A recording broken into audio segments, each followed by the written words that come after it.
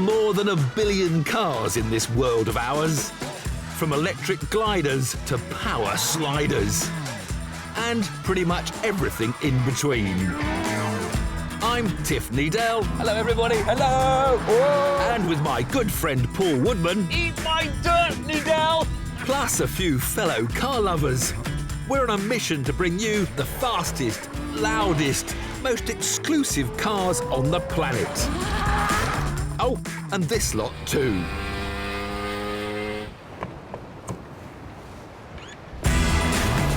From high peaks to millionaires' retreats, our quest has taken us far and wide. Stopping at nothing to bring you the ultimate automotive experiences.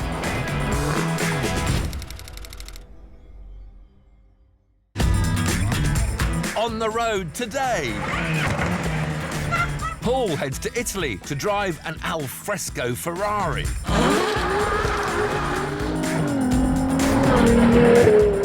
What a car!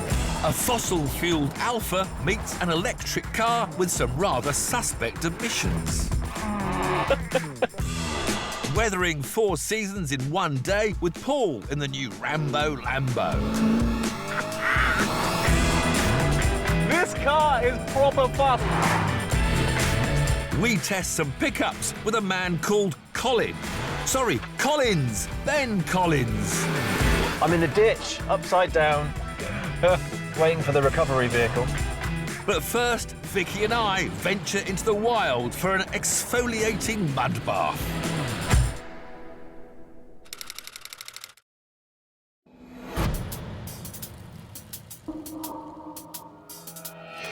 They call it the Nomad. All-terrain tyres, rally-style suspension, bare, naked bodywork. It's the Ariel Atom's outdoorsy cousin. Basically, Ariel's answer to the Rage Buggy. Talking of which, this is the Comet R. An actual Rage Buggy.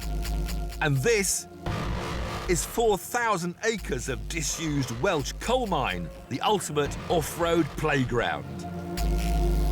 Just the place for a little race between me and our favourite Italian racer. Vicky, when I invited you to join me on a driving experience in wonderful Wales, I don't think you quite understood what I meant, because we're going to be driving these. Unfortunately, being more familiar with single-seaters and smooth tarmac, Vicky wasn't quite as excited about our pair of mud machines. I can't still understand what's the point of bringing me here. Because they're wonderful fun, they're brilliant. What am I supposed to do with these two cars? You can choose which one you want, the Range Buggy or the Ariel. This one. Why? It's got a windscreen. I'm not going to get dirty in this. Yeah, but I think you might. I'm still slightly worried about the Italian fashion getting damaged. But I thought it would be cute. I mean, it's the same colour. And so, after a quick costume change in our luxurious wardrobe department, no expenses spared on this show, we were ready to roll.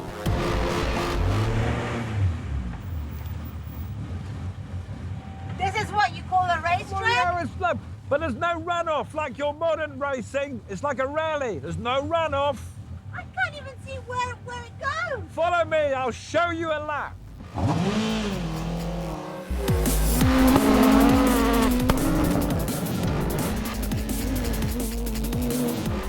This is so fast.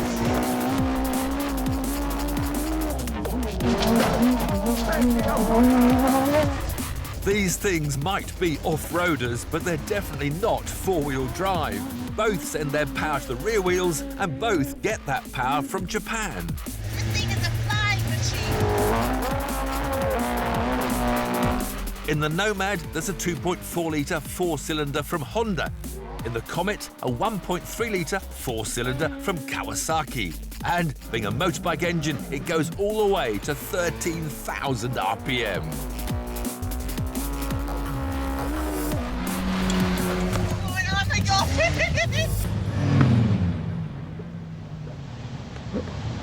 All right, Vicky. This thing is crazy. Crazy.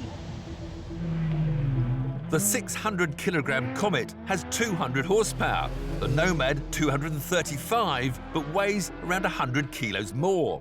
So both have the same power-to-weight ratio, both get from 0 to 60 in around 3.5 seconds, and both have a top speed of over 120 miles an hour.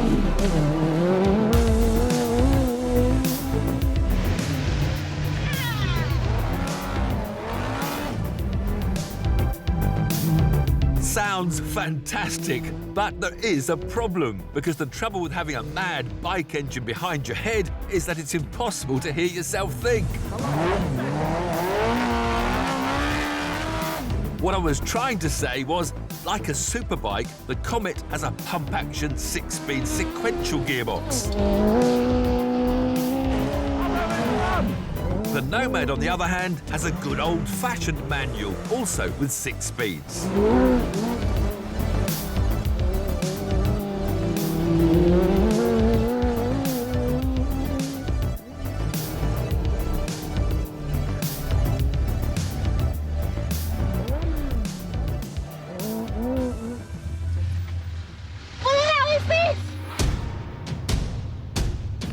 Now that was just a bit of a plank. How about a hill climb? Mamma mia. Yeah, you go up there, then go across there, then go round there. You watch, I'll go. Down.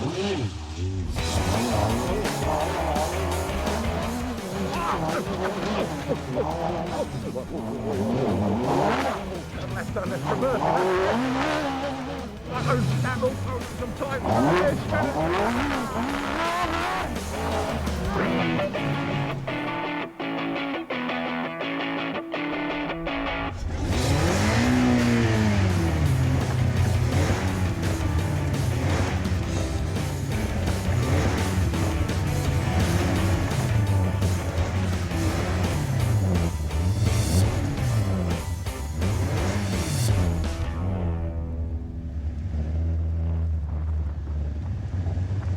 You're beginning to smile now. You're enjoying it. She's enjoying it, look. You see, you take a girl to Wales and they have fun in the countryside. With the hill climb done, it was back to the fast stuff. After all, they've used this place for a stage of Rally GB.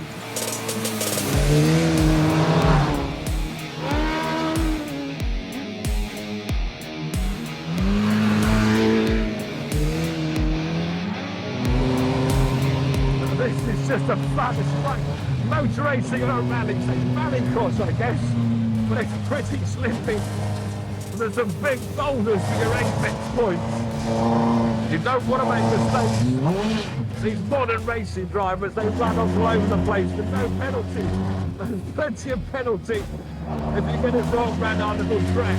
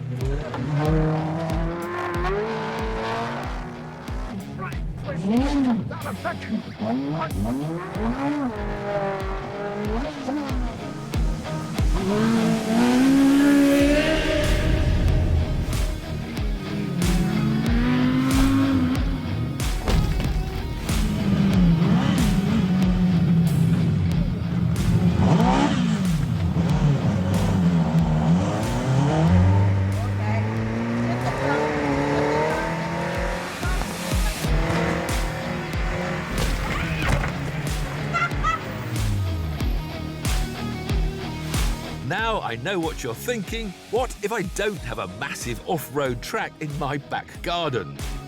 Well, it's good news, because both of these cars are completely road legal if you tick the right boxes on the options list. Prices for the Nomad start from around £34,000 and for the Comet, £38,000. However, you can spend many thousands more on extras. Our Nomad was closer to 60,000 and the Comet just over 40. Is that good value? Well, I guess it depends how much you're prepared to pay for an exfoliating mud bath. So, Vicky, how do you enjoy your day in Wild Wales? Loved it. I loved it. I mean, You weren't too keen at first, now were No, you? I was kind of sure it would have killed me at a certain point, but actually, once you get the hang of it, it's actually easy to drive. The area you liked it? Yeah, I absolutely loved it. I felt quite safe in it, actually, and Rollover cage. And to be honest, whichever one of these two you drove, you're going to have fun. yeah, the sound of the rain. 13,000 revs Amazing, from my amazing. Kawasaki. I kind of understand why people spend so much money on these things now. Still, you can't have too much excitement in there. Yeah. So what's next? I mean, I bought a lot. Yeah, of course. I'm getting also used to the cold here in Wales. I've had a lot of excitement today. Yeah, but there's so much more to do. I've got a bowl of hot soup and an early But bed. I need to leave tomorrow. Yeah, I know, but I can't take any more today.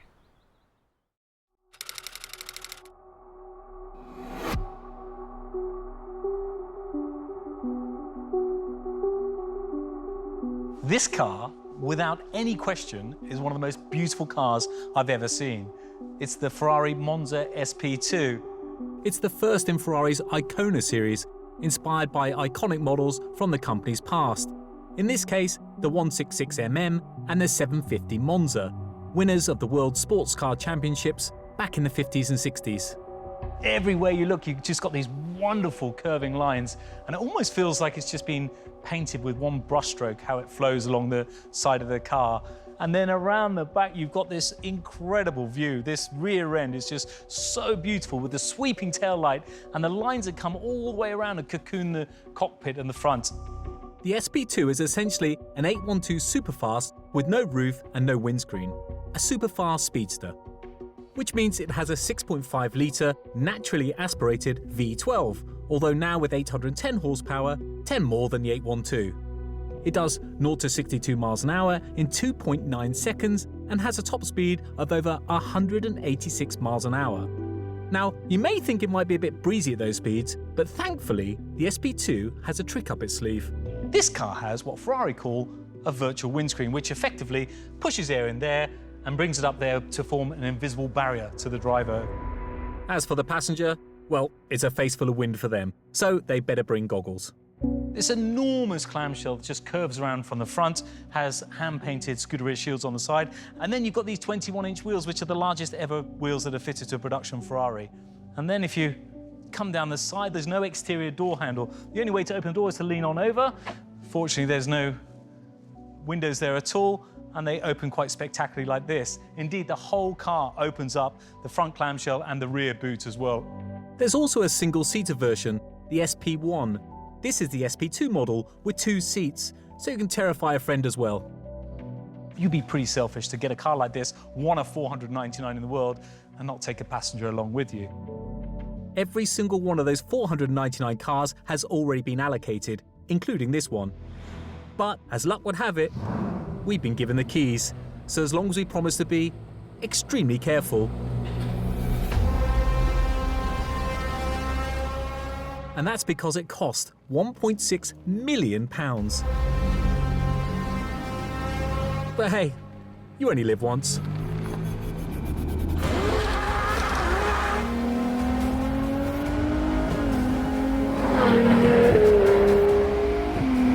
This is absolutely incredible! Open top driving at its finest! Wow! Wow, wow, wow! Any resemblance to an 812 disappears as soon as you pull away and get some movement.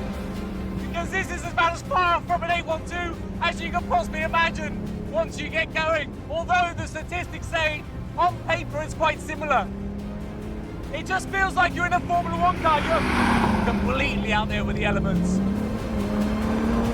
Oh, and that noise! Because you're open top, you just hear that noise reverberate even more than it normally would.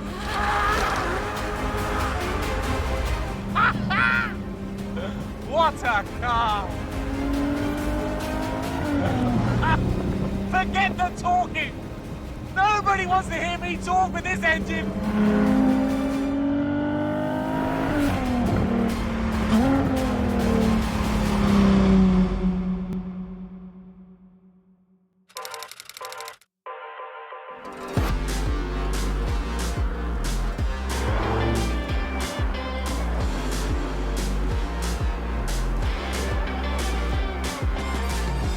It's a battle of the ages, a giant of motoring's past versus a Silicon Valley upstart. From the old world, Alfa Romeo with the Giulia Quadrifoglio. From the new world, Tesla with the all-important Model 3.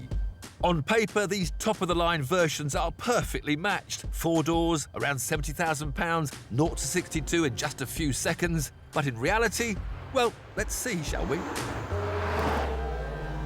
This is it, the Tesla 3, the model that's going to bring the company into a profit-making situation. Of course, we've already had the Tesla S, the very impressive executive saloon. We've had the Tesla X, the very impressive big SUV with its gull-wing doors. But this is the one they need to sell hundreds of thousands of to make the money. This is the performance model, with one e-motor in the front and another in the back. A total of 480 horsepower and a battery range of 329 miles. Then there's the Alfa with its turbocharged V6, rear-wheel drive and 510 horsepower. It is nice to see a bit of zest and vigour back in Alfa Romeo's portfolio, that's for sure. And they've really upped their game all of a sudden with the likes of the Stelvio and this Giulia as well. But I have to say, it's all very nice. It's laid out very well. Ergonomically, everything works. It's in the right place where it should be, which sounds obvious in a car, but it's not always the way these days. Especially in the minimalist, wipe-clean Tesla, where all the knobs and dials have been replaced by a massive touchscreen and, well, very little else. There's not much you can complain about, but not much you can do. There's this famous centre console that controls everything almost, apart from indicators and gear selection. It's to one side, which means ahead of me I've just got a very white and very glary dashboard. Obviously there'll be other trim options, but I wouldn't choose this one. I was worried that the speedometer was only going to be in the centre screen. It is in the centre screen, but it's just in the top left corner, so I can see it quite easily. I'd still prefer it in the middle, but it's not as bad as I thought. Meanwhile, back in the old-school Alfa, 0 to 62 miles an hour, 3.9 seconds, so it's definitely no slouch. And it's got a top speed of 191 miles an hour, which I can't imagine driving on these bumpy little roads, what that must be like. But of course, on a flat autobahn, it might be a different story as I dodge yet another sheep. In fact, the new Giulia has just been updated with some 21st century tech of its own, with a touchscreen console and semi-autonomous driving. The Tesla, meanwhile, gets regular, over-the-air updates, so you could wake up to a faster car than the one you parked the night before. Certainly as a road car, this is lovely. It just doesn't involve me enough as a driver. That's my problem. I haven't got enough dials and things to do, and there's no neat little clocks, there's no nice little knurled air vents and stuff. And I think I need some of those. What's more, the millennial Model 3 struggles to cope with some old-fashioned racing driver techniques. Oh, alarm, alarm. Oh, both pedals pressed. Wow. Well, sometimes with left foot braking, which is quite a safe way to do, I actually do have a little bit of throttle left on. I'm braking now. Oh, and it doesn't like that. It doesn't like that at all. No such problems in the Alfa. This is exciting enough for everyday driving.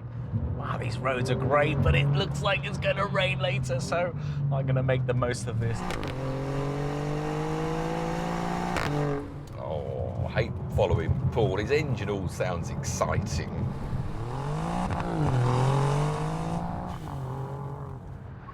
Hello, Paul.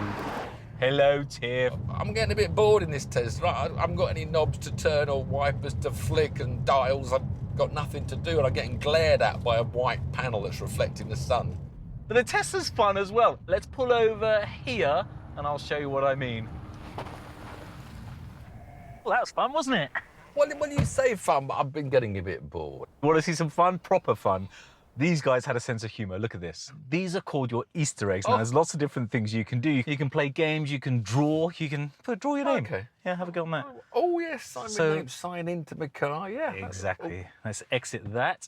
And there's a couple of other very fun, interesting things. I don't know how they got this signed off on a board meeting, but if you're a little bit quiet now, listen to this.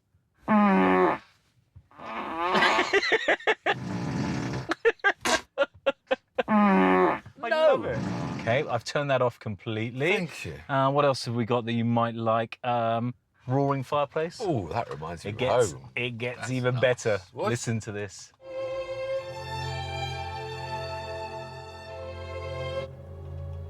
But enough of the smooth moves. The Tesla might have some amusing software, but it's powered by some serious hardware. And to see just how serious, it was time to head to the track.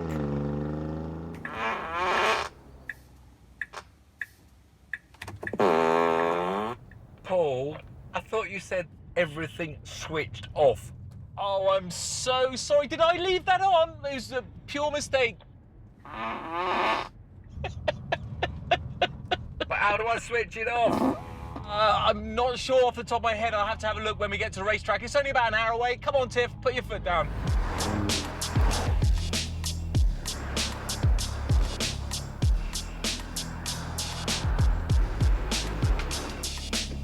First up, of course, was a simple head-to-head drag race. But with the Great British Summer doing its thing, the rear-drive Alfa would have no chance against the four-wheel drive Tesla. Nice of you to join me. Where have you been? Had to make a quick phone call. Are you ready? I know what he was doing. He was over there practicing starts using all his modes. He knows he's beaten. Look at him, he's all animated. He's probably saying something really smug and clever. I think I'll have track mode, yes please, into D, and he's had it. Are you ready? Okay, yeah, I'm ready. Oh, I don't know whether I'm going to even stand a chance here. In fact, I think I got one chance. Whoa. Wind the window down. What now? What?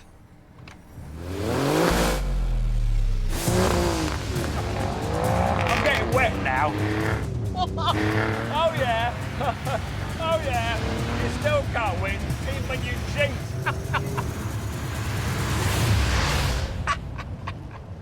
This is just annihilates him. Four-wheel drive, rear-wheel drive. He had no chance, let's face it. Oh, it's too wet. I got no chance. All I heard was your little wheels spinning and your engine revs going up and down as I just drove past. Let's face it, this spaceship just made that Alfa look like a steamship. But what happens when you introduce a few twists and turns?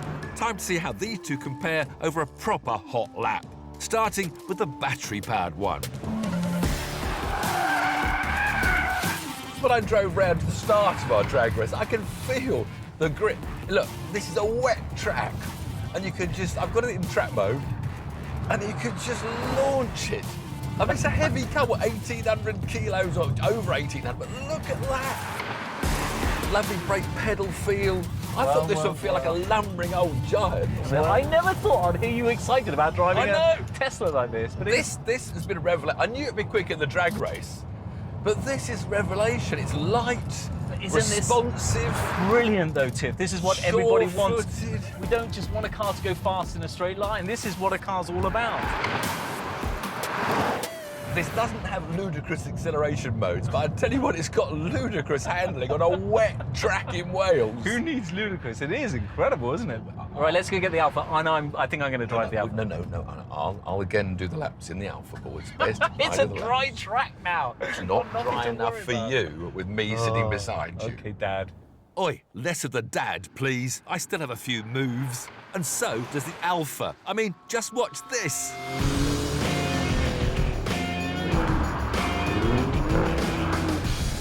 Whoa, we don't want to go There we go sideways again. yet. Oh yes, this is going to be a bit more. You see, this is what the Tesla misses. You see the driving. You're supposed to be getting a fast lap, not going sideways. I'm a driver that wants to be challenged. And this is certainly already beginning to make me feel a bit, I'm going to do something here. I don't want you to be too challenged here. I want you. I want to get. Whoa.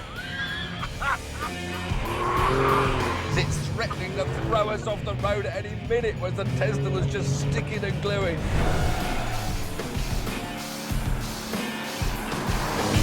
I'm going to throw this away. There's no point getting a lap time here. How much slower am I? I've been huffing and puffing. It's a few seconds slower than the Tesla. Few seconds? A few seconds slower. But come on, you were going sideways. You were getting. I wasn't going sideways. I was merely controlling the sliding of the car as a driver has to do. How much slower? 3.1 seconds. Wow. You see, you can't have that sort of fun in the Tesla. This is the difference. One is an amazing accomplished electric-powered machine of the future, whereas this is still the heartbeat of Italian driving that challenges me and gives me dials and needles and numbers and all the things that give me enjoyment as a driver, but neither can be said to be the better car, can it? There's no better car here. They're both truly amazing, and they're the same price point, but they're completely different as well. Completely different. Sadly, it won't be long before cars like the Giulia join the electric revolution as well. Give it 10 years and even Alfa Romeos will need plugging in. No more operatic engines, no more raucous exhausts. No, like it or not, the cars of the future will have an entirely different soundtrack, and I can hardly wait.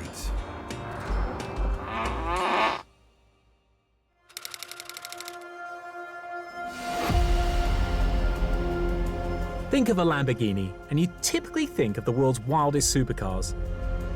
But today's Lambo of choice is an SUV.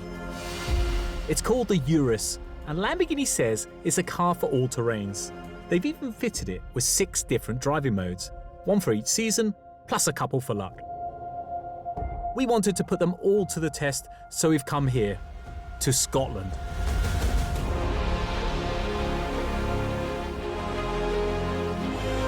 With its changeable weather and unforgiving landscape, it's the perfect place to challenge any SUV worthy of the name. This place definitely has all 4 seasons, sometimes all in the same day.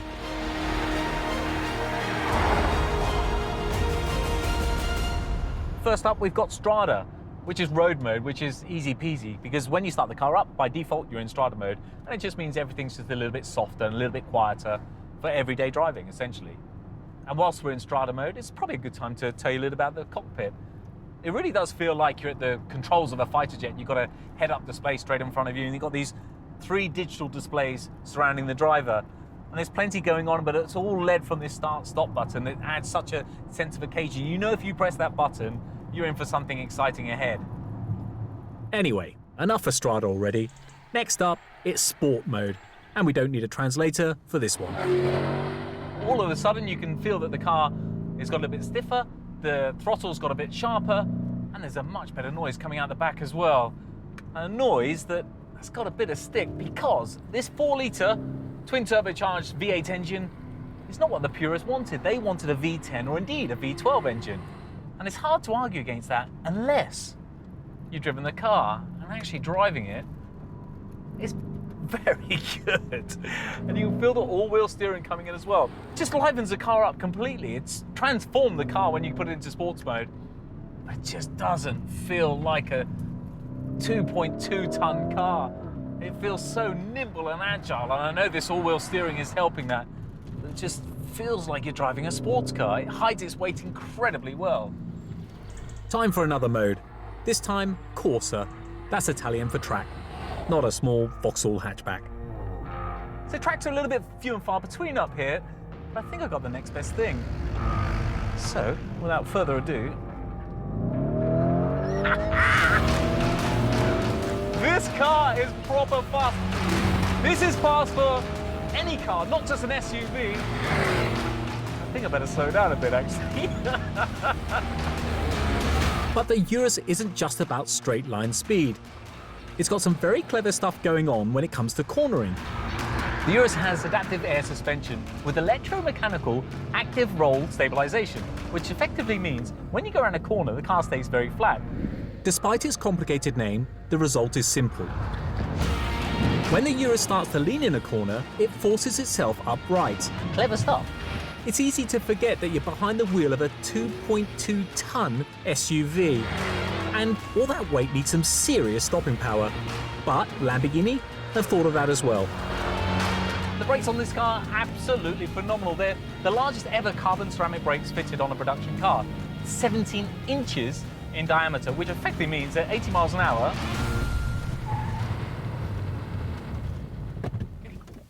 you can do that.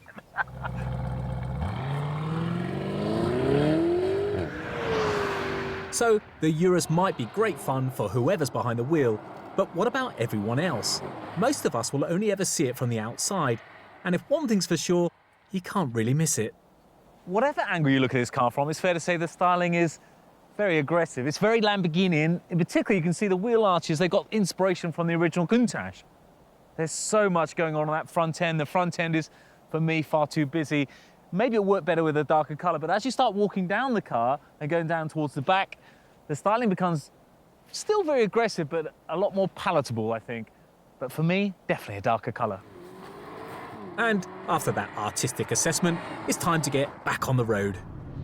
I'm actually going to be a little bit controversial, but I think For around about £170,000, it's quite good value. when you think about it, you get a brand new Lamborghini on your driveway that you can use come rain or shine 365 days of the year. That's pretty good going in anyone's book, surely. In terms of its competition, the Urus is in quite a unique place.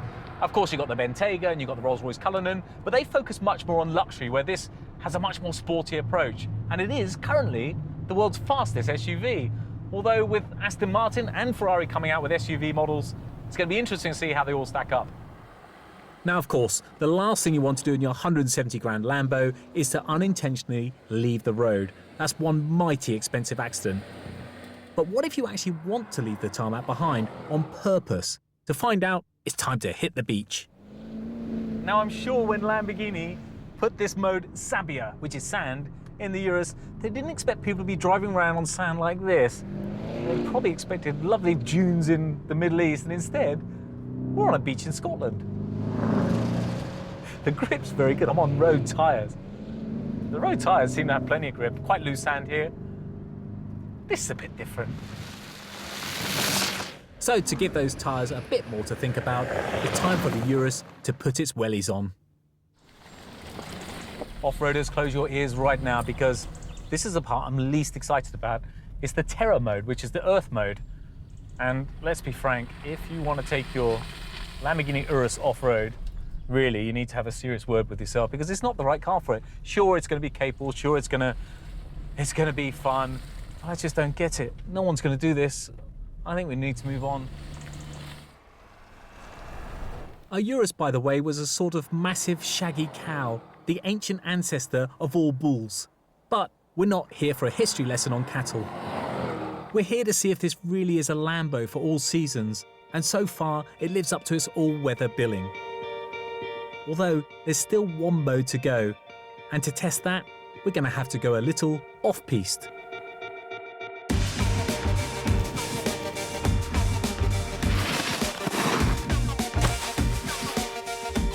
That's it, almost done, including snow, even though I had to cheat just a little tiny bit. And as for the Urus, I really do love it. I know it's not everybody's cup of tea, but if you like performance, turning heads and practicality, I can think of a lot worse cars to pay £170,000 for than this. And you get the Lamborghini badge as well.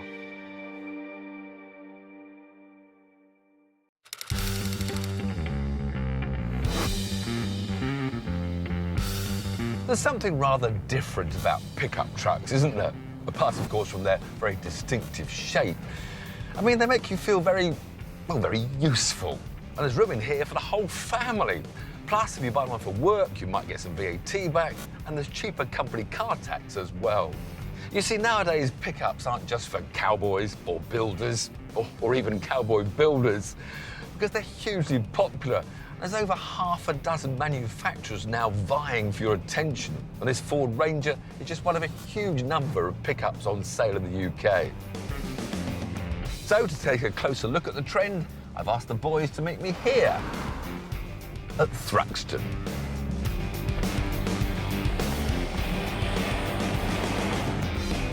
Here he is.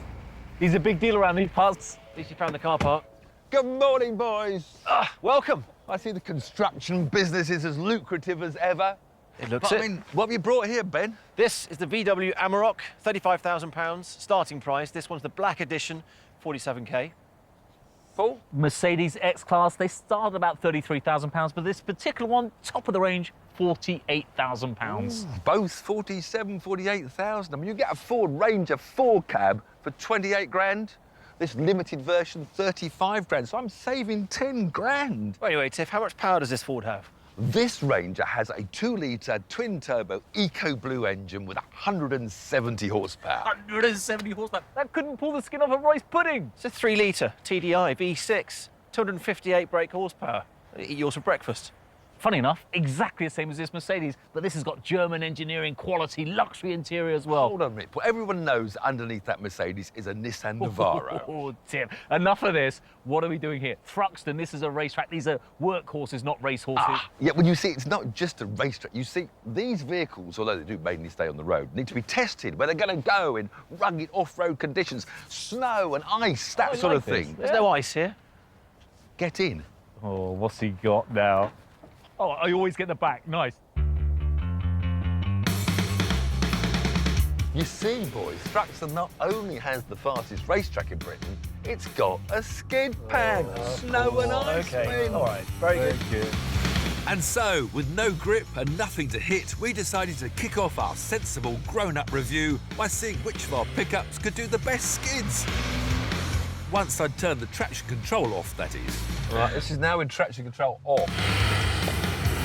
Truth is, the Ranger just wasn't really up for it. It might be rear-wheel drive most of the time, but definitely it's more suited to power tools than power slides.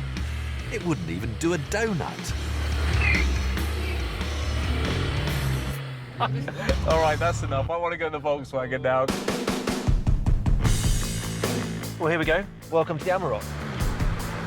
Come on, let's get this traction off. There we go. All right, so I get my full lock and floor.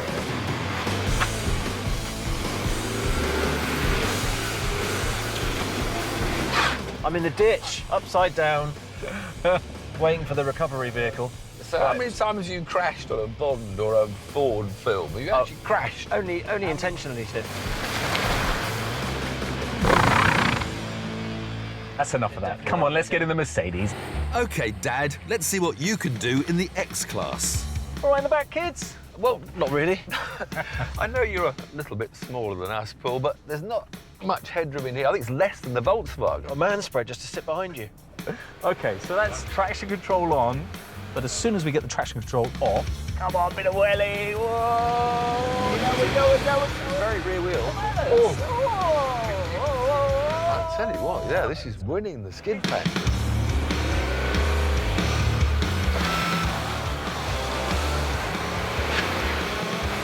No, this is it, we're donutting. Keep it pinned. Yeah. Oh, I'm getting this. You're all right, I'm enough now.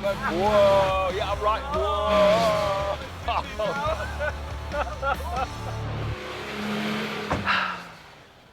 So what have we learnt in our snow and ice test? I'll tell you one thing I've learned. I taught you two how to donut. It wasn't you, Paul, it was the Mercedes advanced transmission. The car was very good, I have to say. Very good. What we have learnt, however, is don't turn your traction control off when you're going on snow and ice. They were all very good. When we left the systems on, they all actually performed pretty well. Yeah. What about styling? We haven't really talked about it. I mean, they're not pretty, let's be honest. They're not supposed to be pretty. I have to say, I think if you're going to have something like this, I quite like the bright blue of the Ford, the chrome rollover bars. It's got a bit of presence to it. They're much of muchness, aren't they? I mean, for looks, I think the VW, it looks rugged. I don't know. They're proper pickups, I think, in looks-wise. I think the Mercedes is a little bit more rounded, a little bit more car-esque. And talking about looking good on your front drive, you can't get away from the prestige of the Mercedes badge. Yeah, absolutely. What's next, Tiff? Come on. Next, right, we've done the snow and ice. Yep. Now it's the mud plugging, off-road and the hills and Do you everything. like the off-roading? Love it, yeah. Oh, so Tons of boring. fun. These are on-road tyres, though. They're going to get clogged up, when they get stuck. That's given me an idea, actually. I'll meet you two at the start of the off-road section. Here we go. Bring it on, Tiff, bring it on. So, as my colleagues headed over to the next challenge, I nipped off to get my Ranger ready for action. What is that? That is a different colour. Look, it may be a different colour. It is still a Ford Ranger. OK, it's the top-of-the-range Raptor, which has got a bit of a beefy suspension. It's got Fox Pro suspension. And yes, it does have Baja-winning all-terrain tyres. And what is about 1,000 horsepower, V8, No, it hasn't actually got the traditional American V8. It's actually got the same 2-litre Eco Blue diesel, but it's been tuned up. It's now got 231 horsepower. So still less than ours. Yeah, but it's now the same price. This is actually £48,000. We've now got the same priced vehicles, so I think it's fair. So I think, Paul, you should lead on into the off-road section. Let's see what the Mercedes can do. Actually, we all wanted to see what our cars are made of. So, before getting down to business, it was time for a quick mudslinging match. At the end of the day, the filthiest truck wins.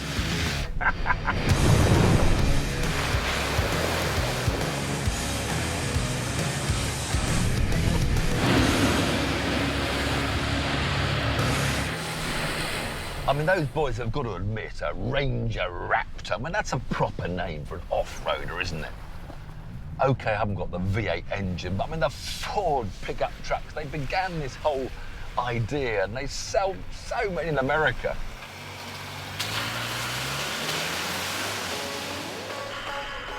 Boys, I think we need something a bit tougher. I've seen a big hill. Look, I'll tell you what, move over. I'll see if the Raptor can do it, and then you'll decide if you want to take on the big hill challenge. You won't like this, Paul. This is, oh, God, blimey hell. It's a bit steep coming down. You look a bit nervous behind the wheel. We can see you. Power, Tim, power. Here we go, big hill, no problem so far. Oh, coming low. With big tyre tiff safely up the hill, time for the Mercedes with the bog standard road tyres. Oh, dear me, that is so steep. Here he goes. The moment of truth. Oh, it's a bit steep down there, Ben. You just got to trust the car to do it for you and then get a run up. No! Go! Fair play, did it? I thought you might just get stuck at the top. Never in doubt. Our Hollywood stuntman, on the other hand, sounded a bit more doubtful in the Amarok. It's a bit looser, a bit more slippery up here. Come on, Ben. Is it getting steep yet, Ben? Yeah, I can't actually see. Oh, I can now. Oh, that's steep. Oh, tail's gone. I'm going for it. I'm hitting the gas. Okay, gas. I'm hitting the gas all the way up. I don't want to go backward. So I'm there. Woohoo! So, sorry, Tiff. What was that about those tyres? The special tyres you needed to change? Well, I think all we've really proved is that all these three are very capable off-roading. So do you think we should go and have a cup of tea, boys? So, Ben, what's impressed you today?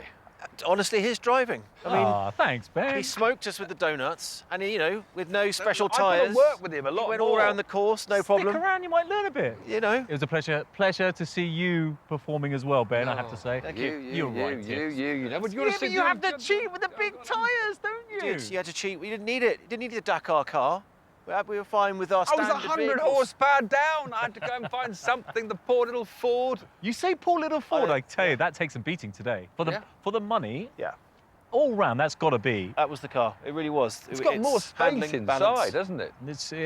That was very, very impressive. I don't think the premium badges work in this sort of vehicle. I quite think the Ford badge almost works better for a pickup truck. Yeah. And it's built for these conditions. I think it's just got a lot more heritage, working outdoors. It's just in its DNA. I'd take that. In fact, I would like to take that. Can I take that one home? Well, no, you can't. 'Cause that one's clean, and that's the one I came in, and that's the one I'm taking home. Don't be like that. You're back in the Volkswagen. All right. It's all right. Enjoy it. He's in a bad mood It's now. a nice car. You upset him. You said it was nice. It's the black edition, for goodness sake. He's not grateful, is he? But he's a nice bloke, though, isn't he? He is a nice. I quite enjoyed having been around. He's very thoughtful, isn't he? Yeah, he's a good stunt driver as well. I mean, I did have to show him how to do donuts. He's a very considerate bloke. But before we wrapped up, it was time to see who had the muckiest car. Obviously, though, there was only one winner there, the mighty, muddy Raptor. What a machine. And what a day. Great cars, great location. Even that Colin bloke turned out to be okay. Ah, you... They weren't thoughtful. love